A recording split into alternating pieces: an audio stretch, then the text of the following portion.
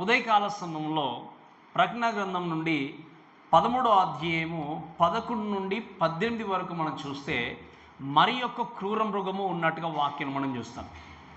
కానీ ఈ యొక్క వాక్య భాగాన్ని ఈరోజు తర్వాత నెక్స్ట్ వీక్ కూడా నేను కంటిన్యూ చేస్తాను. ఎందుకు అంటే మనము త్వరగా వెళ్ళడం కంటే వాక్యాన్ని అర్థం చేసుకొని నేర్చుకుంటూ వెళ్ళడం ద్వారా మనము వాక్యం వినడానికి అర్థం ఉంది. కాబట్టి ఈరోజు ఈ 11వ వచనం నుండి 14వ వచనం వరకు నేను మొట్టమొదటిగా మీకు ఈ యొక్క సెకండ్ బీస్ట్ లేకపోతే రెండవ క్రూర మృగము గురించి నేర్పించి నేను ముందుకు వెళ్ళడానికి ప్రయత్నం చేస్తాను. కాబట్టి ఈ ఉదయకాలం నేను మాట్లాడే విషయం ఏంటి అంటే ద ఫాల్స్ ప్రాఫిట్, అంటే ఇది అబద్ధ బోధకుడు లేదా అబద్ధ ప్రవక్త అనేటువంటి ఈ యొక్క రెండవ క్రూర మృగాన్ని గురించి మనం నేర్చుకుంటూ మనం ముందుకు వెళ్దాం. ఈ అంత్యదినాల్లో మనము చూసినప్పుడు మీరు గమనించండి, అంత్యదినాల్లో ఉన్నటువంటి మనందరం గురించి మనం ఆలోచన చేసినప్పుడు ఎక్కడైనా లోకంలో మనం గమనించి చూస్తే అనేక రకమైనటువంటి బోధలు చేసేటువంటి వ్యక్తులు ఎక్కువైపోయారు, అంతే కదా. రకరకాల బోధలతో అబద్ధ ప్రవక్తలు అని, అబద్ధ బోధకులు అని, లేకపోతే అబద్ధాన్ని బోధించేటువంటి టీచర్స్గా ఎంతోమంది లోకంలో చలామణి అవుతూ వెళ్తూ ఉన్నారు. ఇంకా చెప్పాలి అంటే క్రీస్తును అంగీకరించినటువంటి వ్యక్తుల్ని ఈజీగా మోసం చేసేటువంటి విధంగా ఈ యొక్క లోకంలో ఎంతోమంది బయలుదేరారు. ఈ స్థితిలో ఎంతోమంది అబద్ధ బోధకులు క్రైస్తవ లోకాన్ని మభ్యపెడుతూ మోసం చేస్తూ ముందుకు సాగుచున్నప్పుడు ఆయన చివరిగా ఎట్ ద ఎండ్ ఏంటి అంటే ఒక అంత్య చెప్పాలి అంటే అంతములో చివరిగా ఇంకా ఫైనల్గా ఒక వ్యక్తి రాబోతాడు. ఆ వ్యక్తి ఎవరు అంటే అబద్ధాన్ని బోధించేటువంటి ఒక ప్రవక్తగా లోకంలోనికి రాబోతాడు. ఆ వ్యక్తిని మనము ఫాల్స్ ప్రాఫిట్ అంటాం. ఇక ఆ వ్యక్తి తర్వాత ఇంకా లోకంలో అబద్ధాన్ని ప్రచారం చేసేటువంటి వ్యక్తి ఎవరు కూడా ఉండరు. ఇప్పుడు అబద్ధ బోధకులు ఎంతమంది ఉన్నా కూడా అబద్ధాన్ని బోధించే వ్యక్తులు ఉన్నారు, అబద్ధాన్ని నేర్పించే వ్యక్తులు ఉన్నారు. కానీ ఒకరోజు ఒక వ్యక్తి రాబోతున్నాడు. ఆ వ్యక్తి చివరిగా ఫైనల్గా ఏంటి అంటే అబద్ధాన్ని నేర్పించి అబద్ధాన్ని బోధిస్తూ ఈ లోకాన్ని ఒక త్రాటిపైకి తీసుకొచ్చి దేవునికి వ్యతిరేకంగా లోకాన్ని నిలబెట్టడానికి ప్రయత్నం చేసేటువంటి ఒక వ్యక్తి. సో ఈ వ్యక్తి గురించి మనం ఈరోజు కొన్ని విషయాలు నేర్చుకుంటూ మనం ముందుకు వెళ్దాం. మీరు గమనించే విషయం ఏంటంటే దయచేసి వినండి. అబద్ధ ప్రవక్త లేకపోతే అబద్ధ బోధకుల గురించి మనం మాట్లాడినప్పుడు యేసుక్రీస్తు గురించి మనం చూస్తే యేసుక్రీస్తు ఏ విధంగా అయితే లోకంలో పరిచయం చేస్తూ ముందుకు వెళ్ళాడో యేసుక్రీస్తుకు చెప్పాలంటే కాపీ చేసిన విధంగా అంత్యక్రీస్తు లోకానికి వచ్చి మనుషుల్ని మభ్యపెట్టేటువంటి రోజు రాబోతుంది. అలానే ఈరోజు ఉన్నటువంటి ఎంతోమంది కాపర్లకి కాపీ రైట్గా లేకపోతే కాపర్లని పక్కన పెట్టి అబద్ధాన్ని ప్రచారం చేస్తూ అబద్ధాన్ని చూపించి అబద్ధం మాత్రమే నిజమని నమ్మించి లోకంలో చాలామంది క్రైస్తవులని మభ్యపెట్టేటువంటి లోకంలోనికి ఎంతోమంది బయలుదేరారు. సో చివరిగా ఆ వ్యక్తి రాబోతాడు. ఆ వ్యక్తి వచ్చిన తర్వాత ఏంటి అంటే ఇంకా అబద్ధానికి మోసానికి మళ్ళీ చోటు అనేది ఉండదు. సో ఈ యొక్క వాక్యాన్ని మనం చూసినప్పుడు మనందరికీ తెలుసు, మనం ఏంటి అంటే ఈ 3.5 సంవత్సరాలు అంటే శ్రమల కాలంలో చివరి 3.5 సంవత్సరాల కాలంలో ఉన్నటువంటి విషయాలు మనం నేర్చుకుంటూ వస్తున్నాం. దయచేసి చదువుదాం చూడండి, దయచేసి 11వ వచనం నుండి చదువుదాం చూడండి. మరియు భూమిలో నుండి మరి యొక్క క్రూర మృగము పైకి వచ్చిన చూచితిని, గొర్రెపిల్ల కొమ్ము వంటి 2 కొమ్ములు దానికి ఉండెను, అది ఘట సర్పం వలె మాటలాడుచుండెను అని చూస్తున్నాం. మనం మొదటి వచనం నుండి 10వ వచనం వరకు చూస్తే మొదటి క్రూర మృగాన్ని చూస్తాము. ఆ క్రూర మృగం ఎవరు అంటే అంత్యక్రీస్తు గురించి 2 వారాలు చక్కగా మనం నేర్చుకున్నాం. ఎందుకోసం వచ్చాడు, ఏం చేస్తున్నాడు, ఎటువంటి అధికారాన్ని కలిగి ఉన్నాడు నేర్చుకున్నాము. కానీ మీరు వినండి, అంత్యక్రీస్తు గురించి నేర్చుకున్నాము కానీ ఇంకా ఎటువంటి కల్లోలాన్ని అంత్యక్రీస్తు సృష్టించబోతాడు అన్నది నెక్స్ట్ మనం అధ్యాయంలో చూస్తాం. మీకు అర్థమైంది కదా, కేవలం ఆ వ్యక్తి ఎటువంటి వాడనే విషయం మాత్రమే మనము వాక్యం నేర్చుకున్నాం. సో ఆ వ్యక్తితో పాటు ఇంకొక క్రూర మృగం ఉన్నట్టుగా చూస్తాం. ఈ యొక్క వ్యక్తి గురించి మనం మాట్లాడినప్పుడు ఈ దినంలో ఒక 2 విషయాలు మనం నేర్చుకొని దేవుని చిత్తం అయితే నెక్స్ట్ వీక్ ఇంకో విషయాన్ని నేను నేర్పించి ముందుకు వెళ్తాను. సో మొట్టమొదటి విషయం ఈ యొక్క ఫాల్స్ ప్రాఫిట్ లేకపోతే రెండవ మృగాన్ని గురించి మాట్లాడినప్పుడు, ఈ ఫాల్స్ ప్రాఫిట్ గురించి చూసినప్పుడు లేకపోతే ఈ యొక్క అబద్ధ ప్రవక్త గురించి మాట్లాడినప్పుడు ఎవరు అని ఆలోచన చేసినప్పుడు 11వ వచనంలో చూస్తే మరియు భూమిలో నుండి మరి యొక్క క్రూర మృగము పైకి వచ్చుట చూచి తిని అని చూస్తాం. సో మొట్టమొదటిగా ఈ యొక్క మృగాన్ని లేకపోతే ఈ యొక్క ఆ బీస్ట్ గురించి మాట్లాడినప్పుడు నేర్చుకున్న మొట్టమొదటి విషయం ఏంటి అంటే ఈ ఈజ్ ఎ పర్సన్. ఎవరు చెప్పండి? ఈ యొక్క క్రూర మృగము ఒక వ్యక్తి. నేను మళ్ళీ చెప్తున్నాను వినండి, ఈ క్రూర మృగం ఒక వ్యక్తి. ఈ మృగముతో పోల్చినా కూడా ఈ మృగాన్ని పోలినటువంటి ఈ యొక్క వ్యక్తి ఎవరు అని ఆలోచన చేసినప్పుడు అబద్ధ ప్రవక్త అనే విషయాన్ని మనం వాక్యంలో మనం చూస్తాం. ఇదే ప్రకటన గ్రంథంలో దాదాపుగా మనం చూస్తే 16వ అధ్యాయం 13వ వచనంలో కానీ 19వ అధ్యాయం 20వ వచనంలో కానీ ఈ అబద్ధ ప్రవక్త గురించి కొన్ని విషయాలు రాయబడినట్టుగా చూస్తాం. వాటిని మనం తర్వాత చదువుకుంటాం. కానీ ఈ ప్రవక్త గురించి మనం మాట్లాడినప్పుడు చూస్తే ఏంటి అంటే ఈ యొక్క అబద్ధ బోధకుడు లేకపోతే అబద్ధ ప్రవక్త అనేటువంటి ఈ వ్యక్తి గురించి చూస్తే కేవలము ఒక పొలిటికల్ సిస్టమ్ కాదు. అంటే కొంతమంది ఏమంటారు అంటే అబద్ధ ప్రవక్తగా అనేటువంటి ఆ యొక్క వ్యక్తి అనేవాడు ఎవరు అంటే ఒక సిస్టమ్ కావచ్చు, లేకపోతే ఉండేటువంటి గవర్నమెంట్ కావచ్చు అంటారు. కానీ ఇది గవర్నమెంట్తో కూడిన సంబంధించిన విషయం కాదు. ఎందుకు అంటే మొదటిగా వచ్చినటువంటి క్రూర మృగము ఎవరు చెప్పండి? అంత్యక్రీస్తు. కాబట్టి వాక్యం రాయబడిన మాట ఏంటి అంటే మరియు భూమిలో నుండి మరి యొక్క క్రూర మృగం అని చూస్తున్నాం. అంటే ఏంటి? ఇంకొకటి అని ఎందుకు వాడారు చెప్పండి? అక్కడ మరి ఒకటిని ఎందుకు వాడాల్సి వచ్చింది పదం అక్కడ? అంటే ముందు ఆల్రెడీ ఒక మృగం ఉంది. ఆ మృగం ఎవరు? అంత్యక్రీస్తు. అంత్యక్రీస్తు వ్యక్తి కాబట్టి ఆ వ్యక్తి లాంటి వ్యక్తి ఇంకొక మృగం బయటకు రాబోతుంది. ఆ వ్యక్తి ఎవరు అంటే అబద్ధ ప్రవక్త అనే విషయాన్ని వాక్యం నేర్చుకుంటాం. అందుకే గ్రీక్లో అల్లోస్ అంటాం. అల్లోస్ అంటే ఏంటి అంటే అనదర్ ఆఫ్ సేమ్ కైండ్. అంటే ఆ యొక్క మొదటిగా ఉన్నటువంటి ఏదైతే ఉందో, ఏదైతే ఒక వ్యక్తి ఉన్నాడో దాని రీతిగానే దానికి సంబంధించినట్టుగానే ఉండబోయేటువంటి ఇంకొకటి అన్నట్టు. అందుకే వాక్యంలో ఏముంది అంటే మరి యొక్క క్రూర మృగము అని చూస్తున్నాం. అంత్యక్రీస్తు వచ్చాడు, తను జరిగించేటువంటి ఆ యొక్క పని కొంచెం నేర్చుకున్నా కూడా దానికి తర్వాత వాక్యం రాయబడిన మాట ఏంటి అంటే మరి యొక్క క్రూర మృగము బయటకు వచ్చినట్టుగా చూస్తాం. సో ఈ క్రూర మృగాన్ని చూస్తే దయచేసి దేవుని యొక్క వాక్యంలో మనం ఆలోచించి చూస్తే మీరు వినండి, ఈ పర్సనల్గా వ్యక్తిత్వాన్ని కలిగినటువంటి ఈ యొక్క క్రూరముఖంగా ఉన్నటువంటి ఈ యొక్క అబద్ధ బోధకుడు లేకపోతే అబద్ధ ప్రవక్త ఏ విధంగా ఉన్నాడనే విషయం చూస్తే దయచేసి ఒకసారి ప్రకటన గ్రంథం 16వ అధ్యాయం 13వ వచనం చదవండి. దయచేసి 16వ అధ్యాయం 13వ వచనం.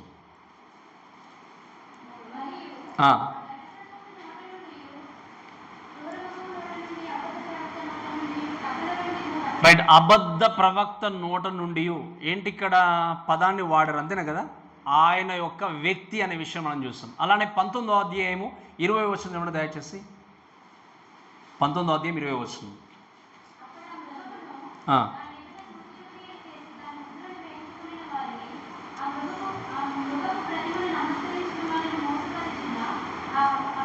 రైట్. అబద్ధ ప్రవక్త వీరందరూ కూడా ఎక్కడ వెళ్తున్నారు? ఇంకా నరకానికి వెళ్ళాల్సిందే అనే విషయాన్ని బైబిల్లో క్లియర్గా మనం చూస్తున్నాం. సో అబద్ధ ప్రవక్త లోకానికి రాబోతున్నాడు. ఇప్పుడున్నటువంటి ఈ యొక్క వ్యక్తులు లోకంలో ఎంతమంది అబద్ధ బోధకులు ఉన్నా, అబద్ధ ప్రవక్తలు ఉన్నా, చివరిగా ఆ వ్యక్తి రాబోతున్నప్పుడు ఆ వ్యక్తి ఎవరు, ఏం చేయబోతున్నాడు అనే విషయాన్ని మనము డీటెయిల్గా వాక్యం నేర్చుకుంటూ మనం ముందుకు వెళ్దాం. సో ఈ వ్యక్తి అంటే మీరు వినండి, అబద్ధ ప్రవక్త లేకపోతే ఈ యొక్క మృగము ఎవరంటే ఒక వ్యక్తి.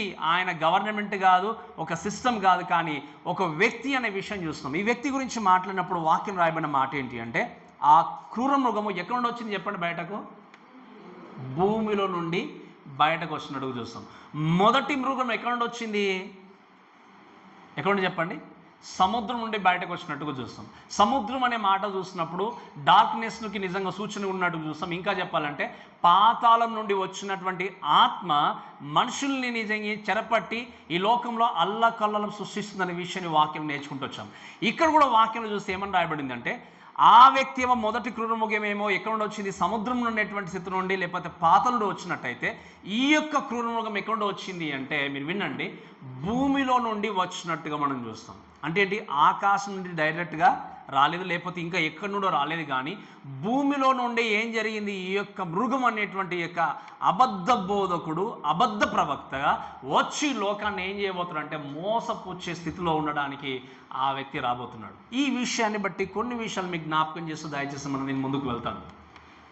మన దేవుని యొక్క వాక్యం చూస్తే సాతానుకు ఒక పెద్ద సైన్యం ఉంది. మీరు చాలా జాగ్రత్త వినండి. సాతానుకున్నటువంటి టార్గెట్ ఏంటి అంటే మనుషుల్ని ఎలాగైనా దేవుని నుండి దూరం చేయాలి. క్రీస్తుని ఆరాధించకుండా, క్రీస్తుని మహేపరచకుండా, ఆయన ప్రణాళికలో ఉన్నటువంటి వ్యక్తుల్ని ఎలాగైనా మభ్యపెట్టి దేవుని దగ్గర దూరం చేయాలన్న విషయాన్ని పనిగట్టుకొని ఏం చేస్తున్నాడు, సాతాను మోసం చేస్తూ వెళ్తా ఉన్నాడు. సో దాని యొక్క ప్రణాళికలో, లేకపోతే సాతాను యొక్క ప్రణాళికలో చూసినప్పుడు అంత్యక్రీస్తు గురించి ఉన్న విషయాలు నేర్చుకున్న తర్వాత అబద్ధ ప్రవక్తగా ఉన్నటువంటి ఈ యొక్క వ్యక్తి గురించి మాట్లాడినప్పుడు ఈ వ్యక్తి కూడా ఏంటి అంటే పాతాళం లేకపోతే భూమి నుండి బయటకు వచ్చి ఒక వ్యక్తిగా తన జీవితాన్ని కొనసాగిస్తూ లోకంలో ఏం చేయబోతున్నాడు అంటే తన పని జరిగిస్తూ అనేకులను మోసపరచడానికి సిద్ధంగా ఉన్నట్టు దేవుని యొక్క వాక్యంలో చూస్తాం. అయితే ఈ వ్యక్తి గురించి మనం మాట్లాడితే ఇంకొంచెం మనం వింటే మీకు ఈజీగా అర్థమవుతుంది. చూడండి, ఈ యొక్క క్రూరమృగము భూమిలో నుండే వచ్చినట్టుగా చూస్తాం. అందుకే లాస్ట్ వీక్ కూడా నేను కొన్ని విషయాలు మీకు జ్ఞాపకం చేశాను. సాతాను ఉండేటువంటి ప్రదేశం ఏంటి చెప్పండి, గట్టిగా చెప్పండి. సాతాను ఉండే ప్రదేశం ఏంటి? మీరు మర్చిపోయారా? గుర్తుందా చెప్పండి. సాతాను ఉండేటువంటి ప్రదేశం ఏంటి అని చాలా స్పష్టంగా మీకు చెప్పాను. గుర్తుందా మీకు? మనుషులే. గుర్తుందా మీకు? ఎవరు చెప్పండి? మనుషుల యొక్క హృదయాల్లో సాతాను నివాసం చేస్తూ తాను కోరుకున్నటువంటి పని జరిగించే వ్యక్తి ఉన్నాడు. మీరు వినండి, ఎవరైతే యేసుక్రీస్తును రక్షకుడిగా అంగీకరించలేదో, యేసుక్రీస్తుకు సరైనటువంటి స్థానం లేదో, యేసుక్రీస్తు హృదయంలో లేకపోతే ఇంకెవరున్నట్టు? సాతాను మనుషుల యొక్క హృదయాల్లో ఉండి తన యొక్క పనిని నిర్వర్తించడానికి సాతాను ఎప్పుడు కూడా సిద్ధంగా ఉండేవాడు.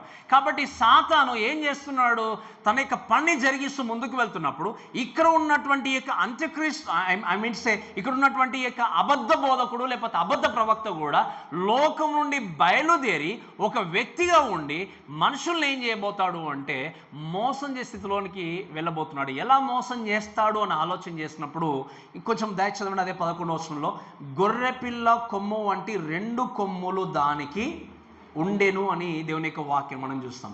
ఈ మాట మనం చూస్తే దేవుని యొక్క వాక్యం ఆలోచన చేసినప్పుడు మీరు వినండి. మొట్టమొదటిగా అంత్యక్రీస్తు ఏంటి అంటే ఒక భయంకరమైనటువంటి ఆకారాన్ని, రూపాన్ని చూపించి యోహాను వర్ణించినట్టుగా చూస్తాం. మీరు చూస్తే 10 కొమ్ములు 7 తలలు ఉన్నట్టుగా భయంకరమైనటువంటి స్థితిలో ఉండి లోకంలోనికి అంత్యక్రీస్తు రాబోతున్నాడనే మాట మనం విన్నాం. కానీ ఇక్కడ ఉన్నటువంటి అబద్ధ ప్రవక్త గురించి మాట్లాడినప్పుడు అంత భయంకరంగా ఏమాత్రం కూడా వర్ణింపబడలే, అంత భయంకరంగా ఈ వ్యక్తి గురించి చూపలేదు. కానీ ఎలా ఉంది వాక్యంలో, కేవలం భూమి నుండి బయటకు వచ్చేసి ఏం చేస్తున్నాడు, వాక్యంలో చూస్తే గొర్రె పిల్ల లాంటి కొమ్ము వంటి 2 కొమ్ములు దానికి ఉండెను, అది ఘట సర్పం వలె మాటలాడుచుండెను అని దేవుని యొక్క వాక్యంలో చూస్తాం. అంటే ఏంటి, భయంకరమైనటువంటి రూపాన్ని చూపించకపోయినా, భయంకరమైనటువంటి స్వభావాన్ని తెలియజేయకపోయినా, చాలా స్వాభావికంగా ఉండేటువంటి ఆ నేచర్ను కలిగి ఉన్న విధంగా ఈ యొక్క అబద్ధ బోధకుడిని లేకపోతే అబద్ధ ప్రవక్తను వర్ణించినట్టుగా చూస్తాం. దీన్ని బట్టి మనం చూసేది ఏంటి అంటే వాక్యంలో యేసుక్రీస్తు ముందుగానే తెలియజేశాడు. ఏమని తెలియజేశాడు అంటే దాచి ఒకసారి మాట చదవండి. మత్తయి సువార్త 7వ అధ్యాయం 15వ వచనం. 7వ అధ్యాయం 15వ వచనం. అబద్ధ ప్రవక్తలను గూర్చి జాగ్రత్త పడుడి, వారు గొర్రెల చర్మమును కప్పుకున్న ఏంటంటే చెప్పండి, గొర్రె చర్మాన్ని కప్పుకొని మీ దగ్గరికి. మీరు వినండి చాలా జాగ్రత్తగా. ఈ మాటను దేవుడు యేసుక్రీస్తు ముందుగానే సంఘానికి లేకపోతే ప్రజలకి ఏం చేశాడు, ముందుగానే హెచ్చరిస్తూ తెలియజేసిన మాట ఏంటి అంటే అబద్ధ ప్రవక్తల గురించి మీరు జాగ్రత్తగా ఉండండి. ఈ అబద్ధ ప్రవక్తలు ఏంటాడో చెప్పండి, గొర్రెపిల్ల స్వభావంలాగా కలిగి ఉండి, గొర్రెపిల్లలాగా ఉండి, కానీ ఎటువంటి చర్మాన్ని కప్పుకుంటారు వాళ్ళు? ఎటువంటి చెప్పండి, గట్టిగా చెప్పాలి నాకు, మీకు అర్థమైంది కదా? ఇప్పుడు తోడేలు స్వభావం లోపల ఉంటుంది కానీ బయటకు మాత్రం కప్పుకునేది ఏంటి, గొర్రె చర్మం. ఈరోజు మీరు వినండి చాలా జాగ్రత్తగా.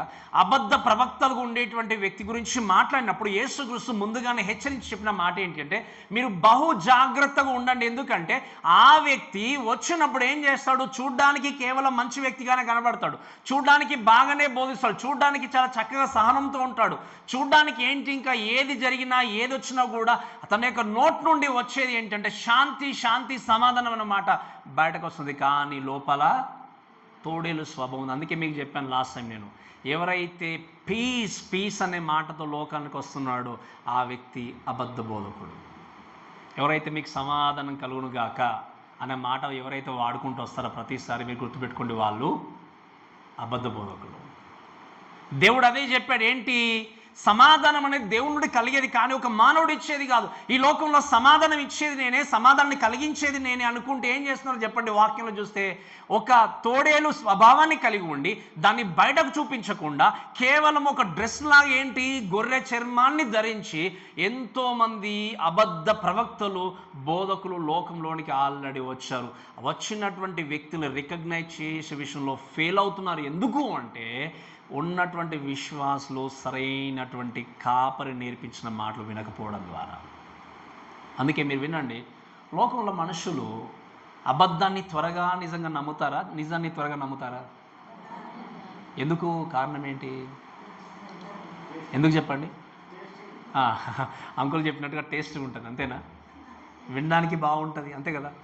నొప్పించకుండా ఏమి హాని చేయకుండా ఏది, అంతే కదా? ఏం చేయకుండా ఏంటంటే ఏంటి నొప్పించకుండా అంటే మీరు చూడండి చాలా చక్కగా చూస్తే ఏ మాత్రం కూడా బాధ పెట్టకుండా ఏది చేయకుండా లైక్ ఒక అనస్థేషియా ఇచ్చినట్టుగా ఏంటి అంటే దే విల్ కమ్ ఏంటి అంటే లైక్ ఏం చేస్తారంటే మనము ఒక్క మాట కూడా నొప్పించకుండా బాధ పెట్టకుండా స్లో పాయిజన్ లాగా మీ జీవితాన్ని ఏం చేస్తారు ఆక్యుపై చేసేసి మిమ్మల్ని దే లీడ్ టువర్డ్స్ హెల్. ఈ లోకంలో ఎంతోమంది మీరు ఆలోచన చేస్తే అబద్ధ ప్రవక్తలు గొర్రె చర్మాన్ని కప్పుకొని ఎలాగైతే మనుషులు మోసం చేస్తూ వెళ్తున్నారు, దానికి కారణం ఏంటి అంటే ఉన్నటువంటి విశ్వాసులు సత్యమైన వాక్యాన్ని గుర్తు తెలుసుకోకపోవడం ద్వారా. అందుకే యేసుక్రీస్తు ముందుగానే చెప్పాడు, ఏమని చెప్పాడు? మీరు అబద్ధ ప్రవక్తల గురించి మీరు బాగా జాగ్రత్తగా ఉండండి. ఈరోజు ఎందుకు అబద్ధ ప్రవక్తలు గుర్తెరగలేకపోతున్నాము అంటే మనము వాక్యాన్ని వినము. ఎందుకు వినండి? వాక్యాన్ని సరిగా వినము. ఇంకే వినండి, ఒకవేళ విన్నా కూడా విన్న వాక్యాన్ని బట్టి ఈరోజు ఈ వాక్యాన్ని విన్నాను కాబట్టి ఈ వాక్యం ద్వారా నేను నేర్చుకున్న విషయం ఏంటి అని చెప్పి ఎప్పుడైనా ఇంటికి వెళ్ళి రీచెక్ చేసుకున్నారా? డైలీ బైబిల్ ఓపెన్ చేసి చదవకపోతే ఎలా సత్యం అర్థమవుతుంది మనకి? మీకు అర్థమైంది చెప్పినమాట. బైబిల్ని మనము చక్కగా ఓపెన్ చేసి ప్రతిరోజు చదవకపోతే సత్యాన్ని గురించి తెలుసుకోలేం. చదివినటువంటి మీరు వినండి, నేను చాలాసార్లు చెప్పాను, బైబిల్ మన చేతిలో ఉండడం గొప్పతనం కాదు, కానీ ఆ బైబిల్ కనుక హృదయంలో లేకపోతే నీ జీవితంలో క్రీస్తును గుర్తిరగలేవు నీవు. అందుకే చెప్పాను చాలాసార్లు, మన ఇంట్లో మన కుటుంబంలో ఎక్కడ చూసినా అందరికంటే మంచి ఎక్స్పెన్సివ్ బైబిల్ ఉన్నా కూడా లైక్ మీరు 2000 పెట్టచ్చు, 5000 పెట్టచ్చు, చాలా మంచి బైబిల్స్ అన్నీ కూడా మీ ఇలా అల్మారాలోనో లేకపోతే సెల్ఫ్లోనో ఎక్కడో మీరు పెట్టుకున్నా కూడా దాని ద్వారా మీ జీవితానికి ఆశీర్వాదం ఏమాత్రం కూడా ఉండనే. మేబీ ఎంత దేవుని కృప చేత మన సంఘం లేదు, కానీ ఒకవేళ ఇంకా ఎవరైనా బైబిల్ ఒకవేళ తల కింద పెట్టుకుంటే నాకు ఏ కీడు కలగదు, బైబిల్ లేకపోతే ఇది పెట్టుకుంటే అనుకుంటే you better to come out from those kind of ఆ యొక్క దాన్ని ఏమన్నా ట్రాన్స్ నుండి నువ్వు బయటకు రావాలి తప్పకుండా. ఎందుకంటే బైబిల్ని తల కింద పెట్టుకున్నా, బైబిల్ని సెల్ఫ్లో పెట్టినా, బైబిల్ని ఇంట్లో పెట్టినా అది నీ జీవితానికి ఆశీర్వాదం కాదు. ఎప్పుడు నీకు ఆశీర్వాదకంగా మారుతుంది అంటే నీ హృదయంలో వాక్యం ఉంటేనే. ఈరోజు మీరు చూడండి, ప్రతి క్రైస్తవ కుటుంబాన్ని మనం చూసినా ఒక్క బైబిల్ ఉన్నటువంటి ఒక క్రైస్తవ కుటుంబం నాకు కనబడదు. ఒకటికంటే అంతే కదా ఎక్కువ ఉంటాయి ఉండయా? మా దగ్గర ఒకటే బైబిల్ ఉందండి, బైబిల్ మాకు కొరతగా ఉంది అన్నటువంటి క్రైస్తవుని గురించి మనం విన్నాం? ఎవరైనా వినలేదు. ఒకప్పుడు అంటే నిజంగా బైబిల్ దొరకాలంటే చాలా కష్టంగా ఉండేది. ఎక్కడో దాన్ని కొనాలన్నా కూడా అందరూ దాన్ని బేర్ చేసేవాళ్ళు కాదు. ఇప్పుడు నేను కూడా కొన్నిసార్లు ఏదో కొన్ని కోర్సెస్ రాసి బైబిల్ తెప్పించుకునే వాళ్ళం. అంటే ఇప్పుడు అందరికీ అవైలబుల్గా బైబిల్ ఉన్నాయి. ఒక్కొక్కరి ఇంట్లో 3, 4, 5 ఉండొచ్చు, 6 ఉండొచ్చు, ఇంకా ఎక్కువ ఉండొచ్చు. కానీ ఎన్ని బైబిల్ ఉన్నా కూడా నీ జీవితంలో వాక్యం అనేది లేకపోతే, హృదయంలోనికి వాక్యం వెళ్ళకపోతే నువ్వు అబద్ధ బోధకుని ఏ మాత్రం గుర్తెరగలేవు, గుర్తుపట్టలేవు. ఎందుకు? వాళ్ళు ఎటువంటి చర్మాన్ని ధరించారు చెప్పండి? ఎటువంటి చర్మాన్ని? గొర్రె చర్మాన్ని ధరించుకుంటే లోపల ఉన్నటువంటి తోడేలను గుర్తుపట్టాలి అంటే, లోపల ఉన్న క్యారెక్టర్ను గుర్తుపట్టాలి అంటే, ఆ స్వభావాన్ని నువ్వు క్యాచ్ చేయాలి అంటే వాక్యం ఏంటో సత్యం ఏంటో నువ్వు తెలుసుకున్నట్టయితే, గ్రహించినట్టయితే అబద్ధ బోధకుని యొక్క స్వభావం నువ్వు ఏం చేయగలవు? గుర్తుపట్టగలవు. ఈరోజు మీరు వినండి, దేవుని యొక్క వాక్యాన్ని మనం చూసినప్పుడు యేసుక్రీస్తు ముందుగానే హెచ్చరించాడు. ఈరోజు ఎంతోమంది కూడా క్యూ లైన్లు కట్టి రకరకాల ప్లేసెస్కి వెళ్ళి ఎంతోమంది కూడా తమ జీవితాల్ని అనవసరంగా చెప్పాలి అంటే సమయాన్ని వ్యర్థం చేసి ఎంతోమంది ఈ లోకంలో కనబడేటువంటి సూచక్రియల వైపు, లోకంలో కనబడేటువంటి మహత్కార్యాల వైపు పరిగెత్తుతూ తమ జీవితాన్ని వ్యర్థం చేసుకుని. ఎందుకు అంటే they want to hear but they don't want to study. వాళ్ళు వినే వ్యక్తులు ఉన్నారు, కానీ విన్నదాన్ని అర్థం చేసుకొని దాన్ని నేర్చుకొని చదువుకొని గ్రహించే స్థితిలో లేరు చాలామంది. అందుకే మీరు వినండి, ఈ అబద్ధ ప్రవక్త గురించి మాట్లాడితే కొంతమంది ఏమంటారంటే మేబీ రాబోతున్నటువంటి పోపే కావచ్చు అంటారు. Maybe is the one who leads every one. At the end ఏంటి అంటే ఒకటే రిలీజన్ ఉంటుంది, ఇంకా ప్రపంచంలో ఒకటే రిలీజన్. అది ఏ రిలీజన్ అనేది ఆ రిలీజన్ వైపు మాత్రమే, ఆ మతం వైపు మాత్రమే ఈ యొక్క అబద్ధ ప్రవక్త అందరినీ కూడా ఏం చేస్తాడు చెప్పండి, లీడ్ చేసుకుంటూ ముందుకు వెళ్తాడు. సో ఇటువంటి ఈ చర్మాన్ని ధరించుకున్నటువంటి వ్యక్తిగా మనుషులు లోకంలోనికి వస్తారనుకున్నప్పుడు ఈ యొక్క అబద్ధ ప్రవక్త కూడా ఏంటి అంటే గొర్రెపిల్ల కొమ్ము వంటి 2 కొమ్ములు దానికి ఉన్నాయట. ఎందుకు పోల్చాడు తెలుసా ఈ విషయాన్ని, ఈ యొక్క పదాన్ని? గొర్రెపిల్ల వంటి 2 కొమ్ములు. ఇప్పుడు దాన్ని ఏమంటారు, లైక్ గొర్రెపిల్ల కాకుండా పొట్టేలు ఉందనుకోండి. పొట్టేలు చూసినప్పుడు దాంతో ఫైట్ చేయాలన్నా ఎదుర్కోవాలన్నా ఎలా ఉంటుంది? మనం అక్కడ ఉంటే అది పారిపోతాం, అంతే కదా. మనము ఎదుర్కోలేము, మన వల్ల కాదు. అదే చిన్న గొర్రెపిల్ల 2 కొమ్ములతో వచ్చిందనుకోండి, ఏం జరుగుతుంది? దాన్ని చూడగానే మనకి ఏమనిపిస్తుంది చెప్పండి? దాంతో స్నేహం చేయాలి, ఆడుకోవాలి. ఎందుకంటే ఆ కొమ్ముల ద్వారా, ఆ గొర్రెపిల్ల ద్వారా మనకి ఎటువంటి ప్రమాదము లేదు అన్నట్టుగా అనిపిస్తుంది. ఇక్కడ ఎందుకు ఏ విధంగా పోల్చబడింది అంటే రాబోతున్నటువంటి అబద్ధ ప్రవక్త కూడా అటువంటి క్యారెక్టర్తో, అటువంటి స్వభావంతో నిజంగా మీ జీవితానికి ఏమి కూడా ఏ వ్యక్తితో సహవాసం చేస్తే, ఈ వ్యక్తితో మనం కలిసి బ్రతితే, ఈ వ్యక్తి మాటలు మనం వింటే మన జీవితానికి ఏమాత్రం కూడా ప్రమాదము లేదు అన్న విధంగా అబద్ధ ప్రవక్త లోకానికి రాబోతాడు. మీకు అర్థం చెప్పిన మాట. చిన్న గొర్రెపిల్ల ఆ 2 కొమ్ముల గురించి మాట్లాడేది ఏంటి అంటే స్టాక్స్ అబౌట్ ఏంటి అంటే మాట్లాడే విషయం ఏంటి అంటే హార్మ్లెస్ అంటే ఏంటి, ఏ ప్రమాదం లేని వ్యక్తిగా అబద్ధ ప్రవక్త లోకానికి రాబోతున్నాడు. అందుకే ఏం చేస్తారు ఇంకా ప్రజలు, ఈ వ్యక్తితో మాట్లాడితే చాలా మనశ్శాంతిగా ఉంది అండి, ఏ ప్రమాదం లేదు, ఈమె నొప్పించడు, లేకపోతే బాధ పెట్టడు, ఒక్క మాట ఏ మాత్రం అనడు అనుకుంటే ఏం చేస్తాము, సహవాసాన్ని కలిగి జీవించడానికి ప్రయత్నం చేస్తారు. అందుకే నేను చాలాసార్లు చెప్పాను, మీరు వినండి చాలా జాగ్రత్తగా.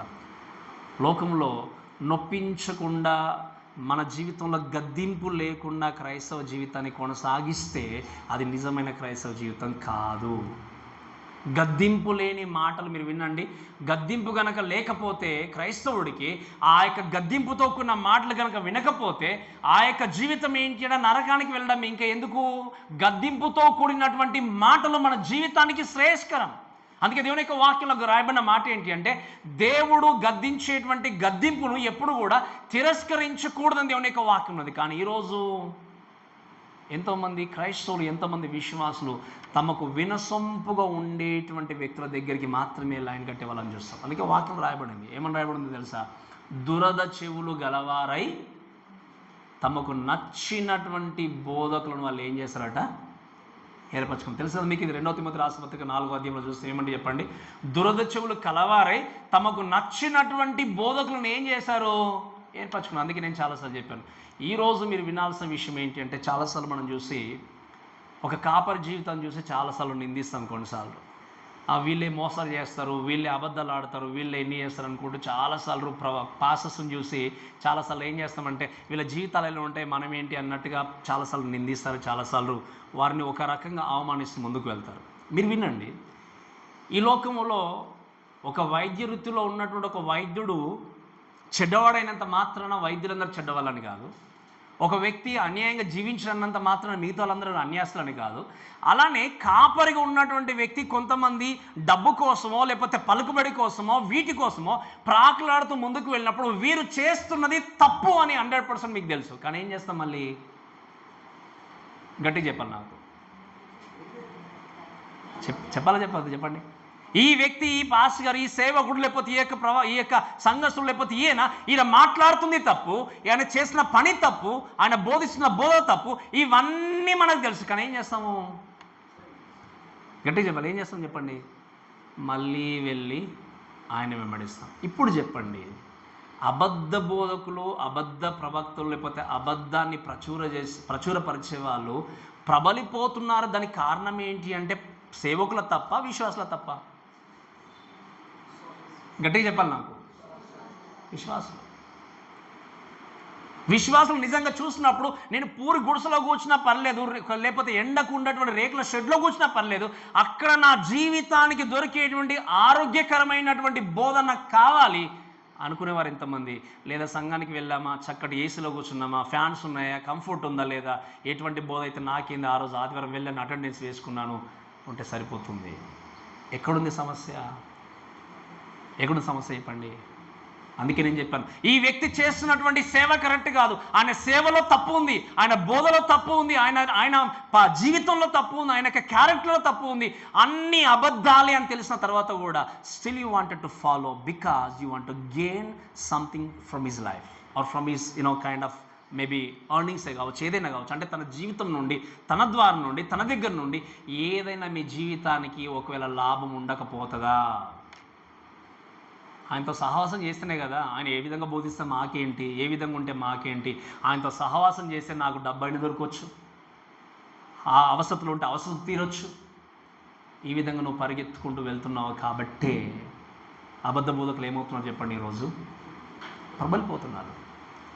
కాబట్టి వాక్యం ఏముందంటే, దురద చెవులు కలవార ఏం చేస్తున్నారు, తమకు నచ్చినటువంటి బోధకులను, అంటే ఏంటి, ఈ యొక్క వ్యక్తిలో బోధిస్తే గద్దింపుతో కూడిన మాట మాకు వద్దు, మాకేం కావాలి, ఎప్పుడు వింటే కూడా మా జీవితానికి మనశ్శాంతి కలగాలి, ఆశీర్వాదం ఉండాలి, ఈ యొక్క మాటలు మాకు కావాలని చెప్పి ఏం చేస్తారు, అటువంటి బోధల వైపు పరిగెత్తా ఉంటారు. మీరు వినండి, గొర్రె చర్మాన్ని ధరించుకున్నటువంటి వ్యక్తి చివరిగా మిమ్మల్ని చక్కగానే బోధించుకుంటూ తీసుకెళ్ళొచ్చు. కానీ రిమెంబర్, ఎట్ ద ఎండ్ ఏం జరగబోతుంది?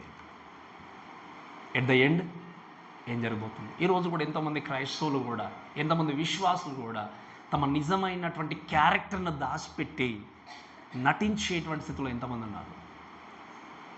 అందుకే ఆ చర్మాన్ని వల్లేసుకోవాలి. ఎందుకు చర్మాన్ని ధరించుకొని ఉన్నారు అంటే, because you are following those kind of preachers. నువ్వు అటువంటి వ్యక్తులు వెంబడిస్తున్నావు కాబట్టి, అటువంటి వ్యక్తులతో సహవాసం చేస్తున్నావు కాబట్టి, నీ జీవితంలో క్రీస్తు ఉదయిస్తే నీ హృదయం నుండి, నీ జీవితం నుండి ఎవరు నిజంగా రిఫ్లెక్ట్ కావాలి చెప్పండి? యేసుక్రీస్తు. ఈరోజు నేను అడుగుతున్న ప్రశ్న దయచేసి వినండి, నిజంగా మీ జీవితం ద్వారా ఒక వ్యక్తిని స్ట్రాంగ్గా క్రీస్తు కొరకు నిలబెడుతున్నారా? మీ హార్ట్లో క్వశ్చన్ చేసుకోండి, స్వపరీక్ష చేసుకోండి ఒకసారి.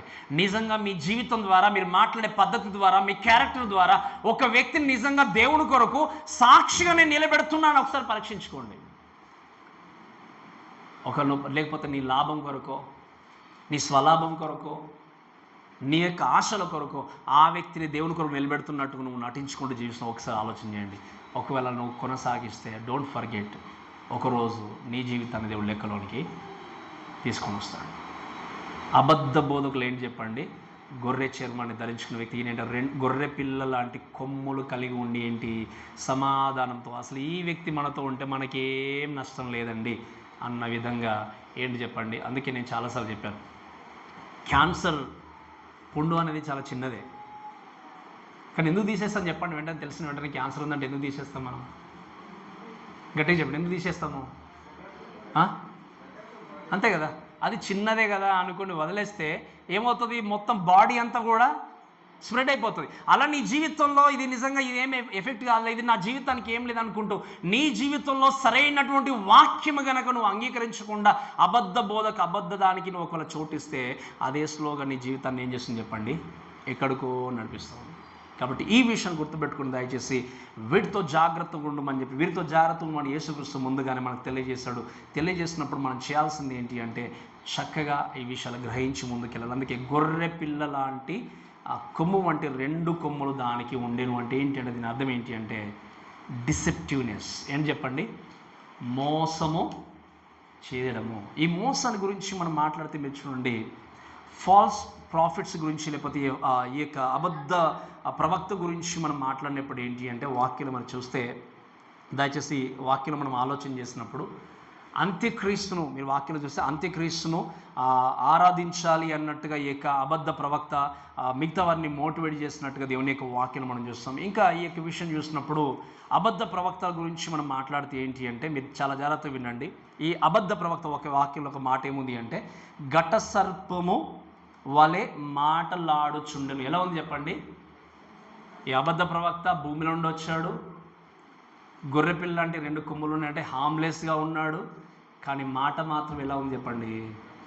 ఘట సర్పం వలె మాట్లాడుతుంది. ఎలా మాట్లాడతారు చెప్పండి? ఘట సర్పం వలె మాట్లాడడం అంటే ఏంటి అర్థము?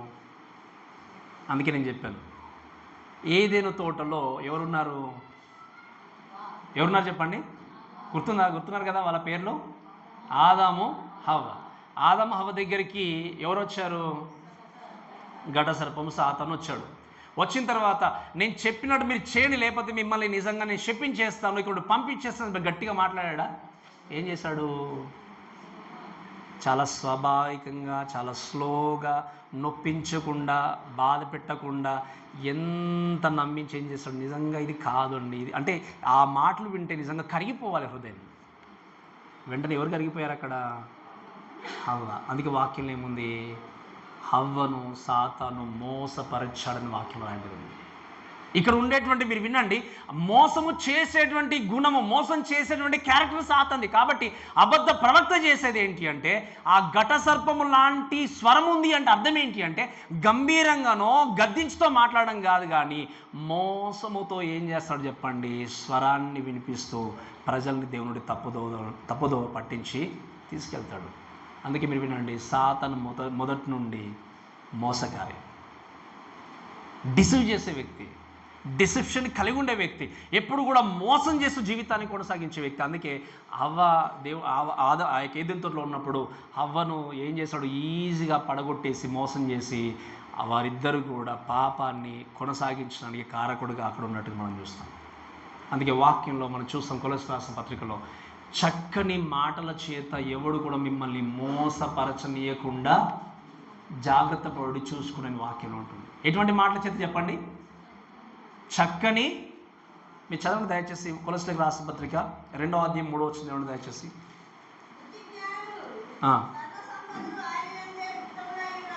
నాలుగో వచనం, ఎవడైనను చక్కని మాటల చేత మిమ్మును మోసపరుచుకొనకుండా, ఏంటో చెప్పండి? ఎవరైనా మిమ్మల్ని చక్కని మాటల చేత మోసం చేయకుండా ఉండడానికి నేను చేస్తున్న ఈ మాటలు నేను మీకు తెలియజేస్తున్నాను అని చెప్పి అపొస్తలుడైన పౌలు వాక్యంలో తన మాటలు తెలియజేస్తాడు.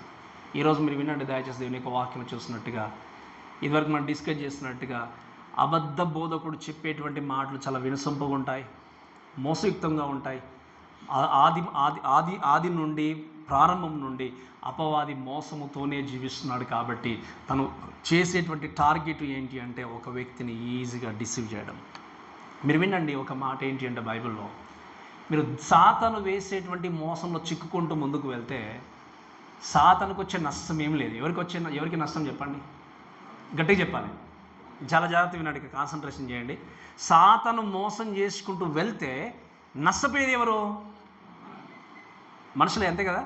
ఇంకో మాట, ఒకవేళ దేవుని దగ్గర నేను నీతిమంతుడు ఉన్నానని చెప్పేసి ప్రజల దగ్గర మోసముతో నటించుకుంటూ, గుర్రం చర్మాన్ని కప్పుకుంటూ మోసం చేసుకుంటూ వెళ్తే, దేవునితో ఆ జీవితాన్ని కొనసాగిస్తే ఇక్కడ మోసం చేయడం ద్వారా నష్టం ఎవరికి? గట్టిగా చెప్పాలి, ఎవరికి నష్టం చెప్పండి? దేవుడికా మనుషులేక? సాతాను మోసం చేసినా మనిషికే నష్టము, దేవునితో మోసయుక్తంగా మాట్లాడడానికి జీవించినా మనిషికే నష్టం. ఎందుకు వాక్యం ఏమిది? మోసపోకూడదు, దేవుడు వెక్కిరింపబడి, మనుషుడు దేన్ని విత్తుతాడో దాన్నే. మనం అనుకుంటారు ఏంటి చాలాసార్లు, నేను దేవుడికి కనబడట్లేదు అని చెప్పి మోసం చేస్తూ జీవితాన్ని కొనసాగించవచ్చు. కానీ ఇటు సాతాను మోసం చేసినా నీకే నష్టము, అక్కడ దేవుడిని మోసం చేయాలని చూసినా కూడా నీ జీవితానికే. కాబట్టి ఏం చేయాలి? ఇటువంటి కుయుక్తిమైనటువంటి ఆలోచన విధానంలో చిక్కుకొనకుండా చక్కగా జీవితాన్ని తప్పకుండా ఏం చేయాలి? కొనసాగిస్తూ ముందుకు వెళ్ళాలి. కాబట్టి ఈ యొక్క అబద్ధ ప్రవక్త ఏంటి అట? ఘట సర్పం లాంటి మాటలు మాట్లాడుతూ లోకంలోనికి ప్రవేశిస్తాడు. ఇక ప్రవేశించినప్పుడు, పర్సన్గా వచ్చినప్పుడు వ్యతిరేకించే వాళ్ళు ఎక్కువ ఉంటారా, దగ్గర తీసుకున్న వాళ్ళు ఎక్కువ ఉంటారా చెప్పండి? అంతే కదా. బాధ పెట్టట్లేదు, నొప్పించట్లేదు, స్వాభావికంగా కనబడుతున్నాడు, చక్కగా మాట్లాడుతున్నాడు, స్వరం బాగుంది, మోసముతో కుయుక్తితో చక్కగా ఏం చేసి అట్రాక్ట్ చేస్తున్నాడు. కాబట్టి there are many people who are willing to follow him. Let's read verse 12 చదవండి దయచేసి. అది ఆ మొదటి క్రూరమృగముకున్న అధికారం చేస్తాను దానితో చేయించున్నది, మరియు చావు దెబ్బ తగిలి బాగుపడి ఉన్న ఆ మొదటి మృగమునకు భూమియు దానిలో నివసించు వారిను నమస్కారం చేయనట్లు అది బలవంతము. ఇంకో రెండో మాట ఏంటి అంటే, not only is a person, second thing is ఈ హ్యాస్ ఎ పవర్, ఎటువంటి శక్తిని కలిగి ఉన్నాడు, ఎటువంటి అధికారాన్ని కలిగి ఉన్నాడు. మీరు చూడండి, ఈ exercise the same kind of demon power or authority like a antichrist. ఇక్కడ మీరు చూస్తే త్రిత్వాన్ని గురించి మనం చూస్తాం బైబిల్లో.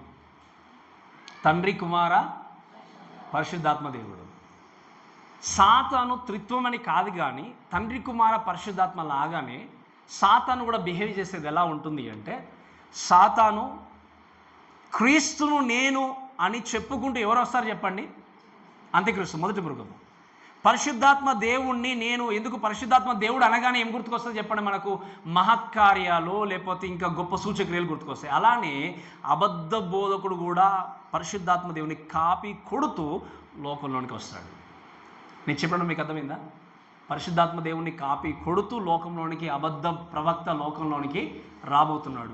ఈ విషయాల్లో బహు జాగ్రత్తగా ఉండి ముందుకు వెళ్ళాలి. ఎందుకు అంటే మీరు గమనించండి, చాలా జాగ్రత్తగా వినాల్సిన విషయం ఏంటి అంటే, ఇక్కడ ఉన్నటువంటి ఈ అబద్ధ ప్రవక్త అక్కడ ఉన్నటువంటి జనాంగాన్ని, అంత్యక్రీస్తుగా ఉన్నటువంటి వ్యక్తికి నమస్కారము చెయ్యాలి అని భూమి మీద ఉన్న ప్రజలందరినీ కూడా బలవంతము చేయుచున్నది. దీని కరెక్ట్ వర్డ్ ఏంటి అంటే ఇన్ఫ్లుయెన్స్. ఏంటి చెప్పండి? ప్రేరేపించడము, బలవంతం చేయడము. ఇంకా చెప్పాలంటే వారు ఆ లోకంలో లోకంలో ఆ టైంలో జీవిస్తున్నప్పుడు అక్కడ ఉన్నటువంటి యొక్క అబద్ధ ప్రవక్త ఎలా వచ్చాడు చెప్పండి? భూమి నుండి వచ్చిన తర్వాత ఏం చేశాడు చెప్పండి? వాక్యంలో మనం చదువుకున్న మాట ఏంటంటే, భూమి నుండి వచ్చిన తర్వాత గొర్రెపిల్ల లాంటి కొమ్ము అంటే 2 కొమ్ములు అంటే స్వాభావికంగా మాట్లాడుతూ చక్కగా ఉంటూ, ఘటసర్పం లాంటి స్వరాన్ని కలిగి ఉంది అంటే ఏంటి? మోసం చేస్తూ చాలా చక్కగా నమ్మించి ముందుకు వచ్చిన తర్వాత స్లోగా తన పని ప్రారంభిస్తాడు. ఏంటి అంటే ఘటసర్పమునకు నమస్కారము చేయండి. ఇన్ఫ్లుయెన్స్ చేయడం, ప్రేరేపించడం. అందుకే మీరు వినండి, మీరు అనుకోవచ్చు ఆ కాలంలో మనం ఉండము కదా, ఆ యొక్క ఘట సర్పానికి నమస్కారం చేయము కదా అనుకుంటే, ఇప్పుడున్నటువంటి అబద్ధ బోధకులు కూడా మీరు చక్కగా కేర్ఫుల్గా జాగ్రత్త ఉండకపోతే they'll influence you. Very simple. ఒక ఎగ్జాంపుల్ చెప్తాను. మీరు ఫర్ ద ఫస్ట్ టైం యేసుక్రీస్తును గుర్తిరిగిన తర్వాత చర్చ్ మానేయాలా అనే విషయం వచ్చినప్పుడు దేనికి ఎక్కువ ప్రయారిటీ ఇచ్చేవారు? లోకంగా, చర్చ్గా? చెప్పండి, గట్టిగా చెప్పండి నాకు. లోకం అంటే దేవుని నమ్ముకున్న కొత్తలో, యేసుకు అంగీకరించిన కొత్తలో, రక్షణ పొందుకున్నటువంటి కొత్తలో చర్చి మానేయాలన్నా, సమయానికి రావాలన్నా, రక్షణ పడిన కొత్తలో లేటుగా వచ్చేవారా, త్వరగా వచ్చేవారా? గట్టిగా చెప్పాలి నాకు. మీరు లేటుగా వచ్చారంటే మరి నాకు డౌటే. ఇంకా ఆ టైంలో కూడా లేటుగా వచ్చారంటే, మీరు రక్షణ పడినటువంటి కొత్తలో సంఘానికి వెళ్ళాలి, పాస్టర్ చెప్పే వాక్యం వినాలన్నటువంటి ఆశ ఉన్నదా లేదా? అప్పుడు గట్టిగా చెప్పాలి, ఉన్నదా లేదా? ఎప్పుడు పరిగెత్తాలి, ఎప్పుడు చర్చికి వెళ్ళాలి, సమయానికి వెళ్ళాలి, సమయానికి కూర్చోవాలి, వాక్యాన్ని వినాలి అన్నటువంటి ఆతృత ఉన్నది, ఆశ ఉంది. ఇప్పుడేమైంది? ఇప్పుడు ఆశ ఇంకా ఎక్కువ పెరిగిందా, తగ్గిపోయిందా? ఏమని చెప్పండి? ఒకవేళ నూతనంగా ఎవరైనా కొత్తగా రక్షింపబడి చర్చికి వస్తున్నారు అనుకోండి, వాళ్ళు ఫస్ట్ చూసేది ఏంటి అంటే మన పక్క వారు ఎలా ఉన్నారు, వీళ్ళు చాలా సీనియర్స్ క్రిస్టియన్స్ కదా, అంటే సీనియర్ ఇన్ ద సెన్స్ ఎప్పుడో నమ్ముకున్నారు కదా అని చూస్తారు. ఒకరోజు ఎర్లీ మార్నింగ్ వచ్చారనుకోండి, సండే, ఎవరు కనబడలేదు. తర్వాత ఏమనుకుంటారు?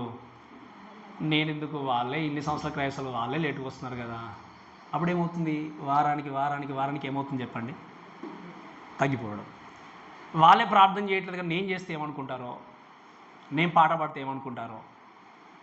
ఇవన్నీ ఏమవుతుంది అంటే వినండి, మోసపరచబడే స్థితిలో ఉండి నేను క్రైస్తవుడు ఉన్నానులే, బాగానే బ్రతుకున్నానులే అనుకుంటూ నీ యొక్క ఆత్మీయ జీవితం దిగజారిపోతుందనే విషయాన్ని మర్చిపోతున్నారు చాలా మటుకు. Your looking at some other person, ఆ యొక్క వ్యక్తిని చూసినప్పుడు, ఆ పర్సన్ చూసినప్పుడు నేను అందుకే చాలాసార్లు చెప్తాను, ఎవరితో మీరు సహవాసం చేసినా ఆ సహవాసము మీ యొక్క ఆత్మీయ జీవితాన్ని ఎదిగింపజేయట్లేదు అంటే you better to cut off that relationship. ఎంత పలుకుబడిన వ్యక్తి అయినా కానీ, ఎంత ఆస్తి ఉన్న వ్యక్తి అయినా కానీ, ఎంత ఏది ఉన్నా కూడా మీరు గుర్తుపెట్టుకోండి, ఈ లోకంలో లేనటువంటి ఆస్తి పాస్తులు కలిగినటువంటి యేసుక్రీస్తు మనతో ఉన్నాడు. అంతకంటే గొప్ప విషయం ఏం కావాలి? I'm here today to say boldly. ఎందుకు నేను చెప్పగలుగుతున్నానంటే నేను కలిగి ఉన్న దేవుడు గొప్పవాడు, నేను కలిగి ఉన్నటువంటి దేవుడు ఐశ్వర్యవంతుడు. ఈ లోకంలో ఎవరు ఏ విధంగా మాట్లాడినా, ఏ విధంగా జీవించినా నువ్వు దేవునితో సహవాసాన్ని కొనసాగిస్తే నీ ఆత్మీయ జీవితం ఎదుగుతుంది. ఒకవేళ ఈ లోకంలో ఒక వ్యక్తితో సహవాసం చేసినప్పుడు నీ ఆత్మీయ జీవితం తగ్గిపోతుందంటే నువ్వు చేయాల్సింది ఏంటి అంటే బెటర్ టు కట్ ఆఫ్. ఈ వ్యక్తితో నేను సహవాసం చేస్తే నేను ప్రార్థన చేయట్లేదు, సమయానికి చర్చికి రావట్లేదు, నేను పాట పాడలేకపోతున్నాను, నేను ప్రార్థన సరిగ్గా చేయలేకపోతున్నాను, బైబిల్ చదవ సరిగ్గా చదవలేకపోతున్నాను, నేను మోసంగా బ్రతుకుతున్నాను, నా యొక్క పనుల్లో మోసమే, నేను చేసే వర్క్లో మోసమే, నా మాటల్లో మోసమే అనుకున్నప్పుడు అది నీ జీవితానికి ప్రమాదకరమైంది. ఎందుకంటే నువ్వు అబద్ధము చేసేటువంటి వ్యక్తి యొక్క చేతిలో నువ్వేం చేసావు, చిక్కుకున్నావు. నీకు ఇప్పుడు అర్థం కావట్లేదు, కానీ ఒకరోజు వచ్చినప్పుడు ఏమవుతుంది చెప్పండి, అర్థమవుతుంది. అందుకే దేవుడు చెప్పాడు ముందుగానే, ఏమన్నాడు, అబద్ధ బోధకుల విషయమై జాగ్రత్తగా ఉండండి. ఒక్కసారి పరీక్షించుకోండి, మీరు నూతనంగా రక్షింపబడ్డప్పుడు ఉండేటువంటి డిజైర్ ఎందుకు తగ్గిపోయింది? దేవుడు ఏమైనా మారిపోయాడా? దేవుడు ఏమైనా మిమ్మల్ని తక్కువ ప్రేమించాడా? మీ ప్రార్థన వినట్లేదా? దేవుడు ఏమన్నాడు, మీరు ఈ టైంలో ప్రార్థన చేయండి, ఇంకో టైంలో ప్రార్థన చేయకండి ఏమని చెప్పాడా? చెప్పలేదు కదా. ఆ రోజు దేవుడు నిన్ను ఎలాగ ప్రేమించాడో ఈ రోజు అలానే ప్రేమిస్తున్నాడు. నువ్వు దేవుడు ఆ రోజు ఎలాగైతే ప్రతిరోజు ప్రతి క్షణము నిజంగా దేవునితో జీవించాలని ఎంత ఆరాటం కలిగి ఉన్నావో, నువ్వు ఆయన సన్నిధికి వెళ్ళి ప్రార్థన చేయాలని ఎంత ఉత్సాహంగా వెళ్ళావో, ఆ రోజు కొరకు దేవుడు మళ్ళీ ఎదురు చూస్తున్నాడు. చేంజ్ కావాల్సింది మనం, చేంజ్ కావాల్సింది మనుషులు, చేంజ్ కావాల్సింది క్రైస్తవులు. ఈరోజు అబద్ధ బోధకులు లేకపోతే ప్రీచర్స్ నిందిస్తూ మీ కాలాన్ని వెళ్ళవచ్చు, వాళ్ళు ఇలా ఉన్నారు కాబట్టి నేను కూడా ఇలానే ఉంటాను. నేను చాలాసార్లు చెప్పాను, you will get in to where there can had. మీరు గుర్తుపెట్టుకోండి, జాగ్రత్త గుర్తుపెట్టుకోవాల్సిన విషయం ఏంటి అంటే, మీ ఆత్మీయ జీవితాన్ని సరిగా మీరు చెక్ చేసుకోకపోతే, గుర్తుపెట్టుకోకపోతే, దాన్ని పరీక్షించుకోకపోతే, నువ్వు ఎవరినైతే వెంబడిస్తున్నావో వాళ్ళు ఆగిపోయే దగ్గర మీరు కూడా ఆగిపోవాల్సిందే. అందుకే గుర్తుపెట్టుకోండి చాలా జాగ్రత్తగా, ఎవరితో మనం సహవాసాన్ని కొనసాగించిన ఆ వ్యక్తి యొక్క నడవడిక ఎలా ఉంది, ఆన్ సండే మీతులలో ఎలా ఉంది, అది చెక్ చేసుకోవాలి. అందుకే నేను చాలాసార్లు చెప్పాను, మనము క్రైస్తవులుగా ఆదివార క్రైస్తవులు కాము. మనము ఆదివారము హల్లెలూయా అని చెప్పి, అందుకే కొంతమంది ఇంకా ఎట్లా ఎక్స్పోజ్ చేస్తారంటే, ఇంకా మనం నడుచుకుంటూ వచ్చిన మాటలన్నీ కూడా ఏంటి అంటే, అబ్బో వీళ్ళు పైనుండి దిగి వచ్చిన దేవదూతలు అన్న విధంగా బిహేవ్ చేస్తారు కొంతమంది. మీరు ఎప్పుడైనా అబ్జర్వ్ చేశారా? వాళ్ళు నవ్వడం కానీ, మాట్లాడడం కానీ, వాళ్ళ ఉచ్చారణ కానీ అక్కడ ఊడిపడ్డారేమో అన్న విధంగా ఉంటారు కొంతమంది. But what about on Monday, what about on Tuesday, మిగతా రోజులలో మిగతా వారంలో ఎలా ఉంటుంది మళ్ళీ బిహేవియరు? అంటే సండే రోజు ఒక్కరోజే దేవుడు మనకి, సండే రోజు ఒక్కరోజు మీకు దేవుడు పోషిస్తున్నాడా మిమ్మల్ని? ఆ రోజు మాత్రం మీరు బ్రతకండి అని చెప్తున్నాడా? మరి మిగతా సోమవారం నుండి శనివారం వరకు ఎవరు బ్రతికిస్తున్నారు మిమ్మల్ని? దేవుడే కదా. ఇది గుర్తుపెట్టుకోవాలి, తప్పకుండా జ్ఞాపకం చేసుకోవాలి. కాబట్టి మీరు వినండి, ఇక్కడ ఉన్నటువంటి సాతాను ఏం చేయబోతున్నాడంటే, ఆ విధంగా మోసం చేసి, ఇన్ఫ్లుయెన్స్ చేసి బలవంతం చేయబోతున్నాడు.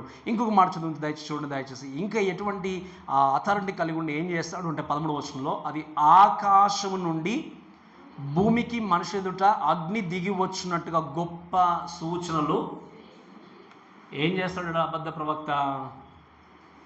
ఏం చేస్తాడు చెప్పండి? సూచక్రియలు. భూమికి, ఆకాశం నుండి భూమికి మనిషి ఎదుట అగ్ని దిగి వచ్చినట్టుగా గొప్ప సూచన క్రియలు బైబిల్లో పాత నిబంధనలు మనం చూస్తాం. ఎవరు ప్రార్థన చేస్తే ఆకాశం నుండి అగ్ని దిగి వచ్చింది చెప్పండి? అంతే కదా, మనకు తెలుసు. కర్మేల పర్వతం మీద ఛాలెంజ్ చేశాడు బయలు ప్రవక్తలతో.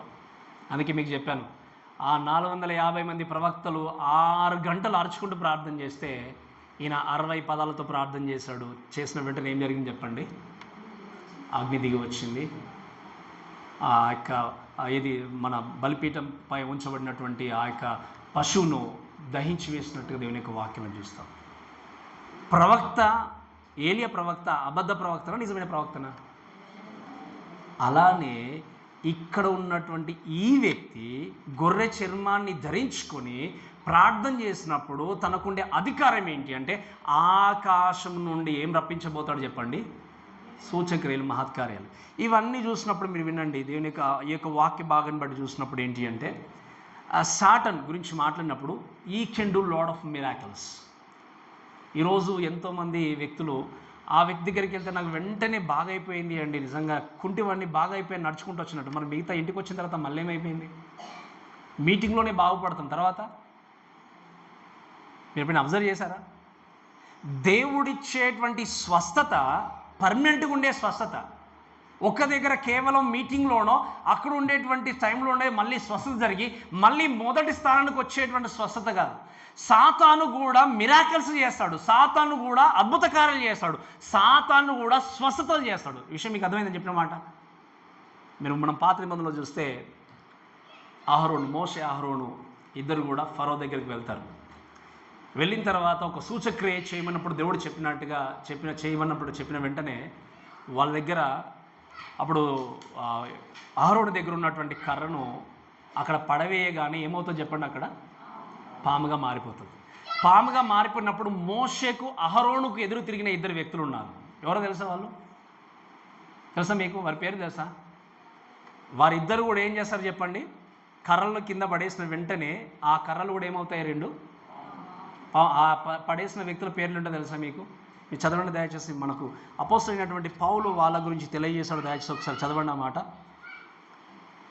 2 తిమోతికి రాసిన పత్రిక 3వ అధ్యాయం 8వ వచనం. 2 తిమోతి 3వ అధ్యాయం 8వ వచనం. ఏంటంటే గట్టి చదవమ్మా.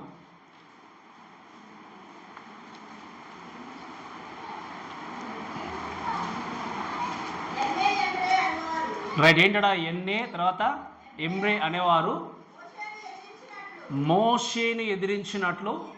రైట్. ఈ ఇద్దరు ఏం చేశారు? ఎదిరించి ఏం చేశారు చెప్పండి?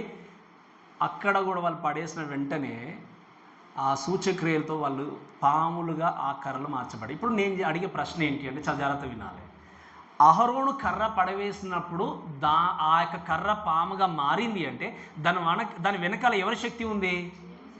మరి ఈ ఇద్దరు పడేసినప్పుడు కర్రగా మారిన దాని వెనకాల ఎవరి శక్తి ఉంది? సాతాను శక్తి. అర్థమైందా మీకు? ఇప్పుడు సాతాను ఏం చేయగలడు? కానీ ఒకటి జరిగింది. ఇంకొక విచిత్రం ఏంటంటే అక్కడ ఆ 2 పాములని అహరోను కర్ర అయినటువంటి పాము ఏం చేసింది? మింగివేసింది. ఈరోజు మీరు వినండి, ఆ రోజు యేసుక్రీస్తు బాగు చేసినట్టుగా, మహత్కార్యాలు చేసినట్టుగా ఈ లోకంలో అద్భుత కార్యాలు, మహత్కార్యాలు చేయడానికి అబద్ధ బోధకులు బయలుదేరారు, సూచక్రియలు చేయడానికి బయలుదేరారు. అందుకే చెప్తున్నా వినండి, God can perform miracles any place any time. ఈరోజు సాతాను కూడా మిరాకిల్స్ చేస్తూ మనుషులను నమ్మిస్తూ మోసం చేస్తూ పరిగెత్తించినప్పుడు, అందుకే నేను చాలాసార్లు చెప్పాను, ఈరోజు ఇక్కడ మీరు వింటే ఈ యొక్క వాక్యాన్ని విన్నప్పుడు ఈ యొక్క మిరాకిల్స్ లేకపోతే ఆకాశం నుండి అగ్ని దిగి రావడం ద్వారా చూసినప్పుడు మీరు చూడండి, ఈ అబద్ధ బోధకుడు ఏం చేస్తాడు? ఆకాశం నుండి అగ్ని దిగి వచ్చిన వెంటనే ఆలోచన చేస్తే ఏంటి అంటే టు కన్విన్స్ పీపుల్. ఏం చేస్తున్నాడు? అప్పుడు ఆకాశం నుండి అగ్ని దిగి వచ్చిందంటే ఉన్న ప్రజలు ఏం చేస్తారు? ఇంకా పరిగెత్తి ఆ వ్యక్తిని నమ్ముతారు. ఇప్పుడు జరుగుతున్నది ఏంటి చెప్పండి? ఇప్పుడు జరుగుతున్నది ఏంటి? వాళ్ళు ఏం ప్రార్థన చేస్తారో మనకు అనవసరం, ఎటువంటి భాషలు మాట్లాడతారో మనకు అనవసరం, మనకు అర్థమైందా కాదా అనవసరం. చేయి పెట్టాడా, ఒక వ్యక్తి పడిపోయాడా, ఇది జరిగింది అంటే అక్కడ ఏం చేస్తాం చెప్పండి? Queue line. అందుకే నేను చాలాసార్లు చెప్తాను విన్నాడు ఒక మాట, ఇది I just kept in my heart. దాన్ని మీరు కూడా హృదయంలో పెట్టుకోవాలని గుర్తు చేస్తున్నాను. చాలా జాగ్రత్తగా గుర్తుపెట్టుకోండి. ఒక మాట ఏంటి అంటే,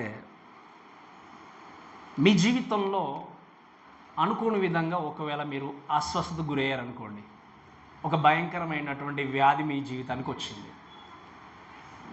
ఆ వ్యాధి వచ్చినప్పుడు ప్రభువా అని చెప్పి మీరు ప్రార్థన చేశారు.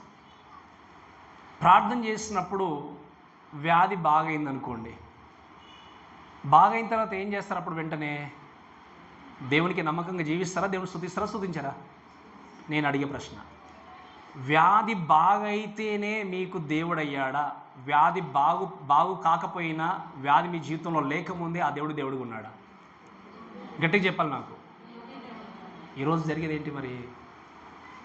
మాకు అద్భుతం జరిగితేనే ఆయన దేవుడు, మా జీవితంలో స్వస్థత జరిగితేనే దేవుడు. నేను చెప్పే మాట ఏంటి వినండి, మీ జీవితంలో ఉన్నటువంటి రోగము బాగైనా బాగు కాకపోయినా, రోగముతో మీరు మరణించినా మీ జీవితంలో క్రీస్తుడు ఎక్కడ వెళ్తారు చెప్పండి? మీరు అది కూడా చెప్పలేకపోతున్నామా? రోగముతో ఉంటే నరకం వెళ్తారనేది అబద్ధం. మీకు అర్థమైంది కదా? మీరు రోగముతో ఉన్నా కూడా మీ జీవితంలో క్రీస్తుడు ఎక్కడ వెళ్తారు? మీరు పరలోకం వెళ్తారు. అంటే వినండి, రోగము బాగు చేసినా రోగము బాగు చేయకపోయినా నీ జీవితంలో ఎప్పటికీ ఆయనే దేవుడు. ఎందుకు అంటే మిమ్మల్ని పుట్టించిందే ఆయన. ఈ మధ్యలో వచ్చే తాత్కాలికమైనటువంటి శారీరకమైన ఈ రోగాలు బాధలు చిక్కుకొని పరిశుద్ధులైనటువంటి దేవునితో ఉండే సహవాస విషయంలో ఎప్పుడు వెనుకకి రాకూడదు. అంతకంటే ప్రాముఖ్యంగా ఇంకో మాట చెప్తాను వినండి. శారీరక స్వస్థత కంటే ఆత్మీయమైన స్వస్థత అనేది చాలా ప్రాముఖ్యమైనది. ఏంటి ఆత్మీయ స్వస్థత అంటే? నీ ఆత్మ బాగుపరచబడడం, నీ ఆత్మ విడిపింపబడడం. అందుకే నేను అడుగుతున్న ప్రశ్న, శారీరకంగా వచ్చేటువంటి శోధనలు, రోగాలకు, బాధలకి, గాయాల కొరకు ఎంతగా పరిగెత్తున్నావో, నీ ఆత్మ విడిపింపబడిందా లేదా అని ప్రతిరోజు నిజంగా నీ జీవితంలో చెక్ చేసుకుంటున్నావు ఒకసారి. I'm not doubting on your salvation, but just I want to remind you once again. ఏంటి అంటే, నీ ఆత్మ నిజంగా విడిపింపబడిందా? నీ ఆత్మ నిజంగా బాగుపరచబడిందా? నీ ఆత్మ బాగుపరచబడకపోతే, ఆత్మ విడిపింపబడకపోతే నువ్వు 100% ఆరోగ్యవంతుడుగా ఉన్నా కూడా నరకానికి వెళ్ళాల్సిందే. ఎప్పుడు ఈ మాట చెప్తుంటాను కదా, నీ ఆస్తి నీకు అక్కర రాదు, నువ్వు మరణించే టైంలో నీకున్న పలుకుబడి అక్కరకు రాదు, నీకున్నటువంటి బంధువర్గం అక్కరకు రాదు. నిన్ను నరకం నుండి తప్పించే ఏకైక వ్యక్తి ఎవరు? యేసుక్రీస్తు మాత్రమే. అది మనం గుర్తుపెట్టుకుని దయచేసి ముందుకు వెళ్ళాలి. అందుకే ఏం చేస్తున్నాడు, ఇంకా మనిషి ఎదుట ఆ గొప్ప సూచక్రియలు చేసినప్పుడు జరిగేది ఏంటంటే అందరు పరిగెత్తే వ్యక్తులు ఉన్నారు. ఈరోజు కూడా ఎంతోమంది అబద్ధ ప్రవక్తలు ఆ విధంగా మోసం చేసే స్థితిలో ఉన్నారు. ఇంకా చివరికి మాట జరిగి దయచేసి మనము వాక్యాన్ని ముగించుకుని వెళ్దాం. 14 వచనం చూడండి. ఇంకా కత్తి దెబ్బ తినియు బ్రతికిన ఈ క్రూరముఖమునకు ప్రతిమను చేయవలనది భూనివాసులతో చెప్పుచు ఆ మృగం ఎదుట చేయటకు తనకి ఇవ్వబడిన సూచన వలన భూనివాసులను, so it deceives people those would dwell on earth. ఏం చేస్తున్నాడు ఈ ఫాల్స్ ప్రాఫిట్? ఏం చేస్తుందంటే అక్కడ ఉన్నటువంటి జనాంగాన్ని కన్విన్స్ చేసి, బలవంతం చేసి, మోసం చేసి, ప్రేరేపించి ఒక ప్రతిమను చేయాలని చెప్తున్నాడు. ఎవరు ఆ ప్రతిమ అంటే అంత్యక్రీస్తు యొక్క ప్రతిమను ఆ రోజుల్లో నిలబెట్టబోతారు. ఎక్కడో తెలుసా? యెరూషలేములో. ఆ ప్రతిమను నిలబెట్టి ఆ ప్రతిమకు నమస్కారం చేసి పూజలు జరిగించాలి అని చెప్పి అందరిని కూడా బలవంతం చేస్తాడు. ఈ మాట ఆల్రెడీ అపోస్తలుడైనటువంటి పౌలు తెస్సలోనికలో ఆల్రెడీ 2వ అధ్యాయంలో మనకు తెలియజేసినట్టుగా చూస్తాం. కాబట్టి ఈ మాటలన్నీ కూడా వింటూ దయచేసి మీరు అర్థం చేసుకోవాల్సిన విషయం ఏంటంటే దయచేసి వినండి. ఈ లోకములో అబద్ధ ప్రవక్తలు ప్రారంభంలో బాగానే కనిపిస్తారు, ప్రారంభంలో బాగానే ఉంటుంది, ఎన్నో వినసొంపుగా ఉండేటువంటి మాటలు, చాలా చెప్పినట్టుగా టేస్ట్గా ఉండేటువంటి మాటలు, బాధ పెట్టకున్నటువంటి మాటలు, మోసం లేకుండా బాగానే ఉంది అనుకోవచ్చు. కానీ చివరికి జరిగేది ఏంటి అంటే దేవుణ్ణి ఆరాధించడానికి బదులు ఇంకొక వైపు ఏం చేస్తారు చెప్పండి? ఆ వ్యక్తిని టర్న్ చేస్తారు. అందుకే ఈరోజు ఎన్నో సంఘాలలో దేవుడి కంటే ఎక్కువ సేవకులను పూజించే రోజులు వచ్చేసాయి. దేవుడి కంటే ఎక్కువ సంఘ పెద్దలు పూజించే రోజులు ఎక్కువ వచ్చేసాయి. ఉన్నాయా లేవు చెప్పండి? ఇలాంటివి దేవుడికైనా భయపడరో కానీ మనుషులకు మాత్రము ఉన్నారు లేరు ఇటువంటి వాళ్ళు. ఎందుకు? దేవుడు లేడు కదా. అందుకే నేను లాస్ట్ టైం చెప్పాను మీకు, సాతాను కనబడు మనకి, దేవుడు కనబడు. మరి ఎవరికి ఎక్కువ భయపడతారు జనాలు? అంతే కదా, ఇప్పుడు కదండి కదా. సాతాను ఉన్నాడని ఎంత నిజమో దేవుడు ఉన్నాడనేది కూడా అంతే నిజం. వ్యక్తిగతమైన పూజ అనేది దేవుడు ఎప్పుడు కోరుకునేది కాదు. We never ever don't know అటువంటి స్థితిలోనికి ఏ మానవుడు వెళ్ళాల్సిన అవసరం లేదు. ఎందుకు అంటే అల్టిమేట్లీ మనం పూజించాల్సింది, మొక్కాల్సింది, మన జీవితాన్ని అర్పించుకోవాల్సింది ఆయనకు మాత్రమే. ఎందుకంటే ఆయన మాత్రమే ఆయన అర్హుడు, అంతే. ఇంకెవరు కూడా అర్హులు కాదు. కానీ ఈరోజు మీరు వాక్యం వినండి, చాలామంది ఏంటి అంటే ఇటువంటి నిజమైన ప్రతిమలు అంత్యక్రీస్తుకి ఆ రోజు పెట్టబోతున్నట్టుగా మీ ఇంట్లోనో, మీ గృహాల్లోనో, బయటనో, వీధుల్లోనో ఆ వ్యక్తి యొక్క విగ్రహాలు లేకపోయినా మీ హృదయంలో ఎవరికి విగ్రహాలు ఉన్నాయో ఒకసారి ఆలోచన చేయండి. ఉన్నాయా లేవా? విగ్రహాలు ఉన్నాయా మీ హృదయంలో? దేవుడి కంటే వేరే దానికి ఏమైనా విగ్రహాలు ఉన్నాయా? చోటు ఉందో చెప్పండి. ఉన్నాయో మీకే తెలుసు.